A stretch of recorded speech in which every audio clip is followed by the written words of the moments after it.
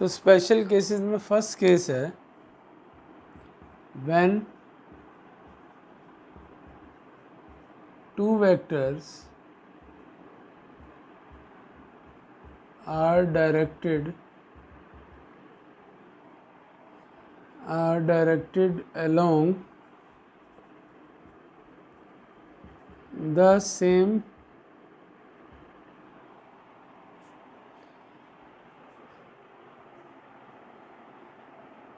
or you can say when two vectors are acting in the same direction.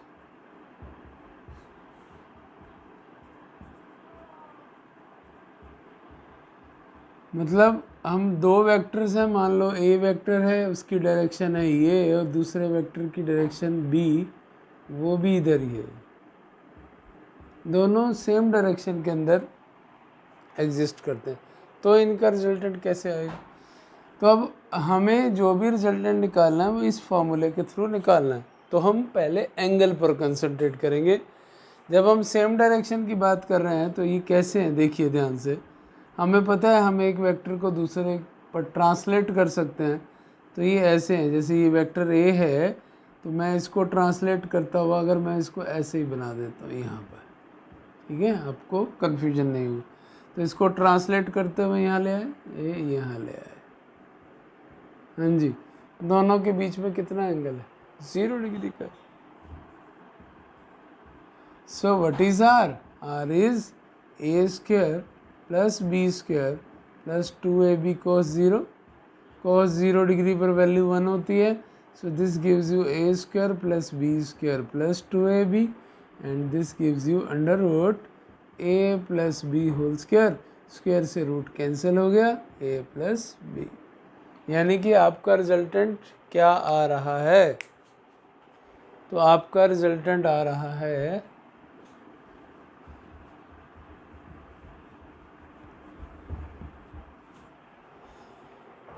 a plus b, means the resultant of two vectors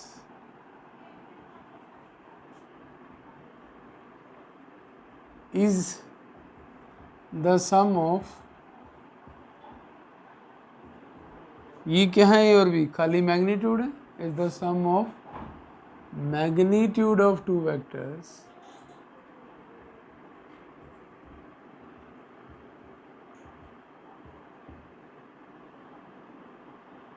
acting in the same direction।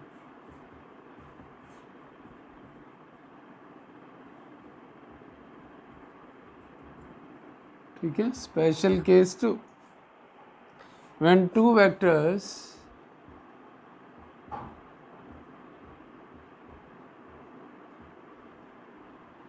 are acting in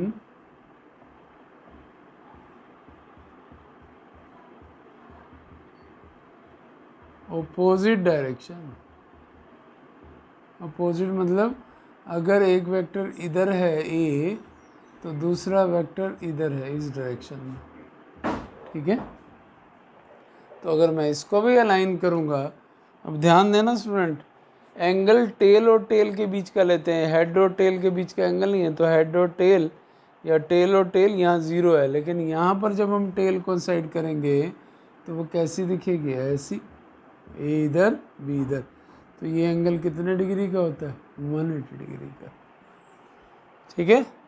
तो आपको पता लगेगा हम mathematical tools क्यों पढ़ रहे थे, अब सारी बातें यहाँ यूज़ आनी। तो resultant will be A square plus B square plus 2ab cos 180 degree, so it will be A square plus B square cos 180 पर -1 होता है, तो ये -2ab हो गया, so it is A minus B whole square, root square से cut गया, it is A minus B. इसका मतलब the magnitude of resultant of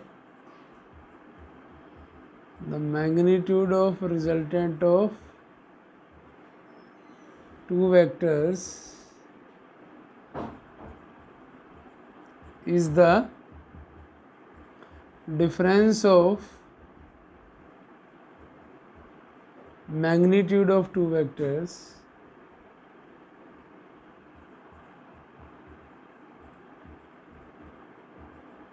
acting in opposite direction. तो जब भी आपको दो वेक्टर्स के बीच में अपोजिट दिखेगा तो आप एंगल 180 लिखेंगे और आपका जो सीधा रिजल्टेंट आप यूज़ कर सकते हैं a माइनस में। और जब सेम डायरेक्शन दिखेंगे तो सीधा दोनों के मैग्नीट्यूड को प्लस कर सकते हैं। अपोजिट डायरेक्शन दिखेगी तो दोनों के मैग्नीट्यूड को सब्ट्रैक्ट कर सकते हैं। And third and last case, when two vectors are acting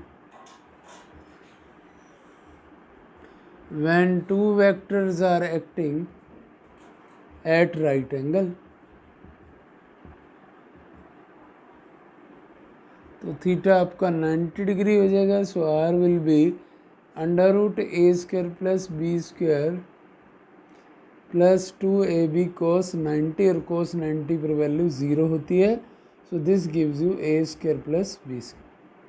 ये दोनों टर्म पर अलग अलग स्क्वायर है इसलिए रूट कैंसिल नहीं होगा। So these are the special cases. इसी हर एक केस में आप डायरेक्शन भी निकाल सकते हैं कि उनकी डायरेक्शन कैसे होगी यहाँ पुट करके। अगर डायरेक्शन की बात करें तो डायरेक्शन कितना एंगल है theta 0 degree. tan alpha is equal to b sin 0 upon a plus b cos 0। Sine 0 पर 0 होता है तो 0 आएगा, तो alpha is equal to 0 degree, यानी कि उनकी डायरेक्शन एक की तरफ होगी। देखिए आ गया ना एंगल 0 डिग्री। तो जब हमें अभी पैरेललोग्राम बनाई थी तो अगर अल्फ़ा 0 हो जाता है तो इसका मतलब ये बी ए के अलोंग हो जाएगा। ठीक, अब आ जाइए इस केस पर, क्या है, एक्टिंग अपोजिट थीटा 180 डिग्री। तो इस केस में अगर हम डायरेक्शन फाइंड करेंगे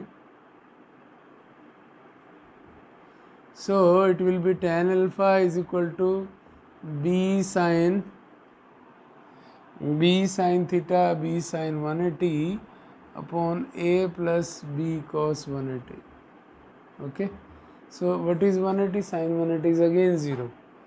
तो ये क्योंकि सेकंड क्वाड्रेंट में आएगा तो इसलिए हमें 0 और 180 डिग्री दोनों लेना है। इसका मतलब यहाँ पर अल्फ़ा आपका क्या आएगा 0, tan 0 पर भी 0 होता है और tan 180 पर भी 0 होता है। सेकंड क्वाड्रेंट में आ रहे हैं इसलिए हम tan 180 भी ले रहे हैं। और इस केस में क्या होगा, tan alpha is b sin 90 upon a plus b cos 90। sin 90 is 1, cos 90 is 0, so it is b by a।